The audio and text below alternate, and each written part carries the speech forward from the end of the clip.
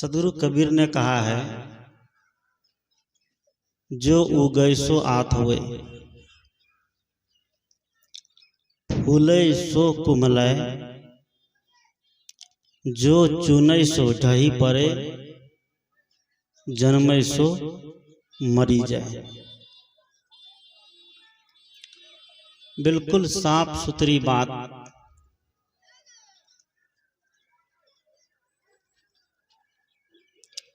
कोई पक्ष विपक्ष में पड़ने वाले नहीं।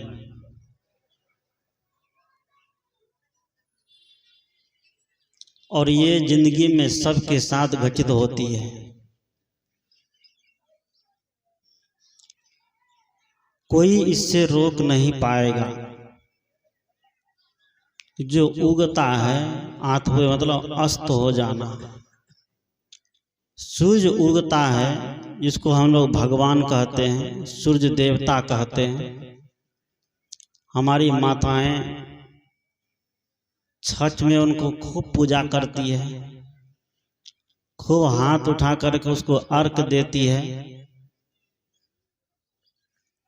इसलिए एक ही दिन घुसखोरी में सूर्य भगवान साल भर तक प्रकाश देता है, साल भर तक रोशनी देता है, साल भर तक गर्मी देता है।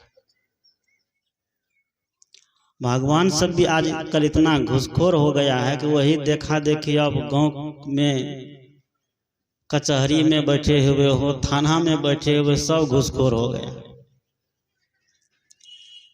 अब धर्म खुद घुसखोरी का काम करने लग गया है, तो साधारण लोग क्या कर सकते हैं? साधारण लोग तो उससे ज्यादा घुसखोर निकल जाएंगे। इसलिए हमारा समाज आज पतन की ओर जा रहा है। सदगुरु कहते हैं, मूल बात पर आइए कि जो उगै सो आत हुए। वह सूर्य को भी एक समय अस्त हो जाना पड़ता है। फूलै सो कुमलै, जो फूल खिलता है समय के साथ वह फूल भी अपने आप मुरझा करके जमीन पर गिर जाता है। जो चुनै सो ढही पड़े, जिस मकान को हम इतना सुंदर मजबूती के साथ बनाते हैं, मकान बनाने से पहले नींव को मजबूत करते हैं। नींव लेने के लिए सोने का या चांदी का नाग नागिन बना करके देते हैं। बड़ा कभी कभी आश्चर्य लगता है, इतना महंगा महंगा छड़ लगाते हैं, ईंटा लगाते हैं, सीमेंट लगाते हैं, गिट्टी लगाते हैं। इसके ऊपर आज किसी व्यक्ति को विश्वास नहीं है कि हमारा मकान मजबूत रहेगा कि नहीं रहेगा। लेकिन नींव में अगर चांदी का नाग और नागिन बना के दे दें और थोड़ा पंडित जी का तंत्र मंत्र हो जाए, तो लोग को लगता है कि न अब मकान की आयु उससे दुगुनी हो जाएगी। सदगुरु कहते हैं कि वह मकान भी समय के साथ जीर्ण शीर्ण होकर के टूट जाता है, गिर जाता है, पुराना हो जाता है। कितना भी मजबूती के साथ उस मकान को आप बनाइए, वह मकान भी एक दिन क्या होता है, ध्वस्त हो जाता है, पुराना हो जाता है। और जो जन्मै सो मरी जाए। इस दुनिया में जो जन्म लेकर के आया है वो एक दिन क्या होता है, मर जाता है। शाश्वत सत्य है कि जो जन्म लिया है वो मरेगा।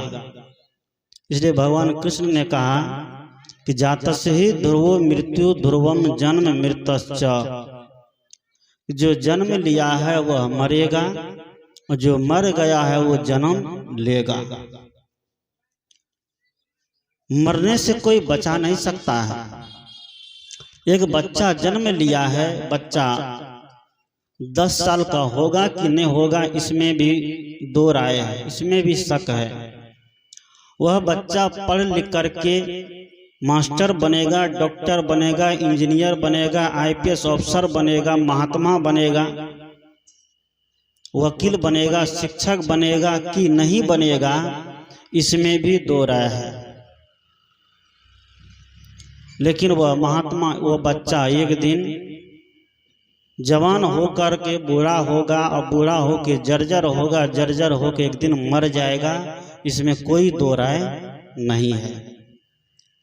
इसलिए सदगुरु कबीर एक जगह बैठा करके सबको कह देते हैं कि आया है सो जाएगा राजा रंग फकीर, कि जो दुनिया में आया उसको जाना ही पड़ेगा, जाने से कोई रोक नहीं सकता है। आप कितना भी रोकने के लिए चाहिए, कितना भी बहाना बनाने के लिए चाहिए कि मौत से हम बच जाएंगे, तो वहां पर आप बचने के कोई गुंजाइश इकट्ठा कर लीजिए, आप नहीं बच सकते हैं। क्योंकि शरीर प्रकृति के द्वारा मिला हुआ है और प्रकृति की इसको रोज रोज नित्य नित्य दिन मौत के निकट जा रहा है।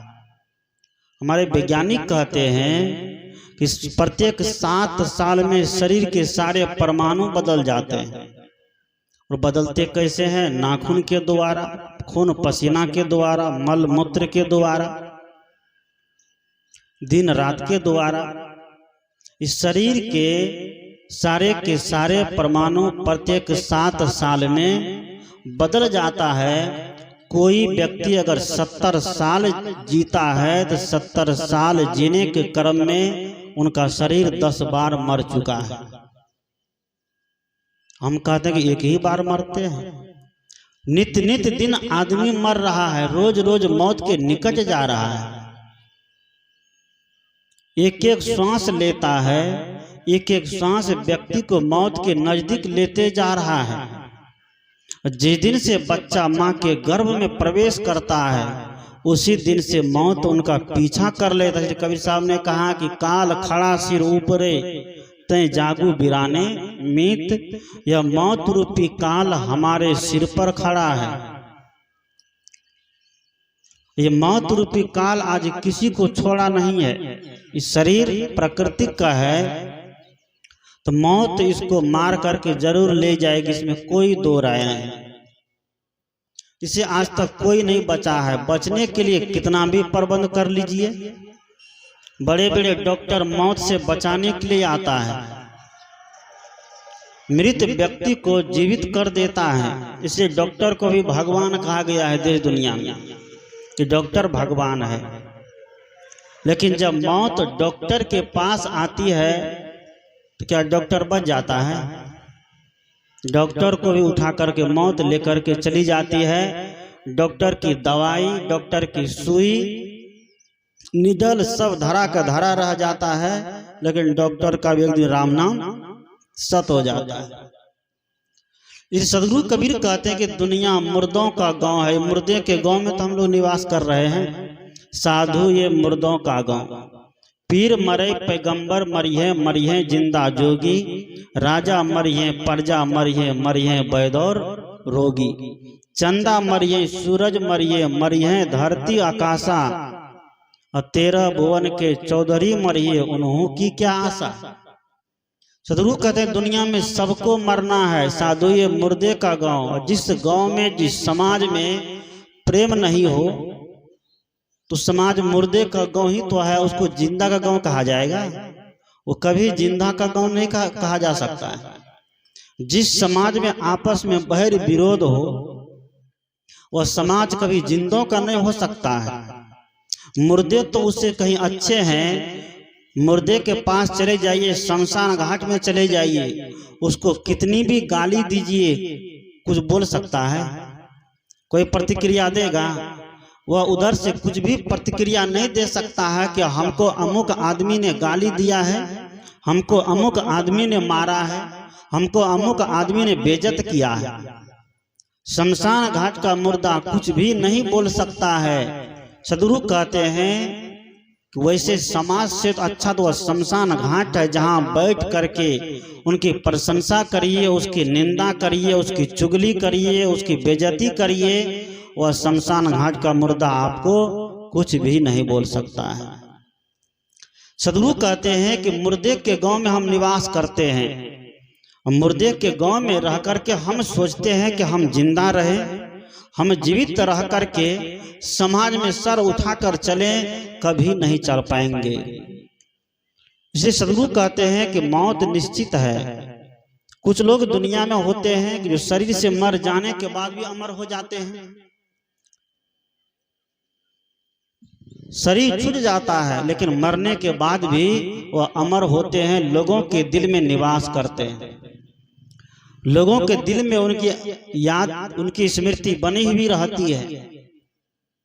वह व्यक्ति मरने के बाद भी अमर हो जाते हैं।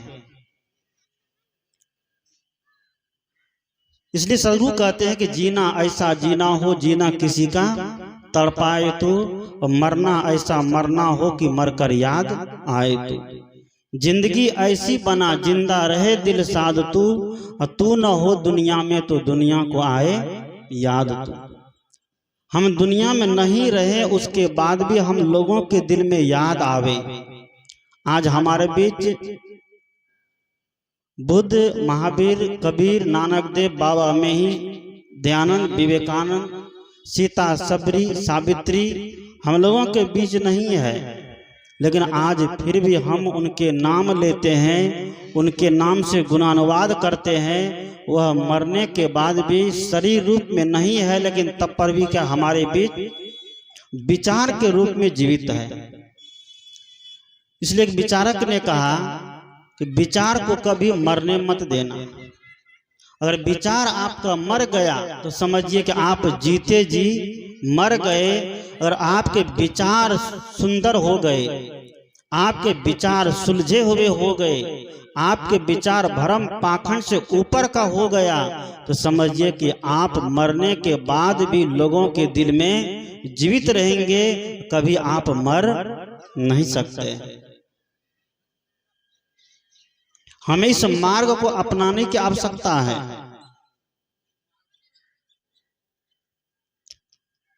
जिस शरीर को धारण की हुई आत्मा है, या तो अजर है, अमर है, अखंड है, नित्य है, इनकी कभी मौत नहीं होती है, कभी मरा नहीं।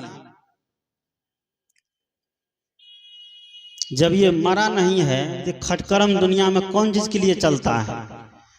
इतना समाज का खटकर्म चल रहा है कि हमारा समाज कैसे सुधरेगा और कब सुधरेगा, ये बड़ा आश्चर्य लगता है साधु महात्मा को। अब इतना चोट दे दे करके साधु महात्मा समझाते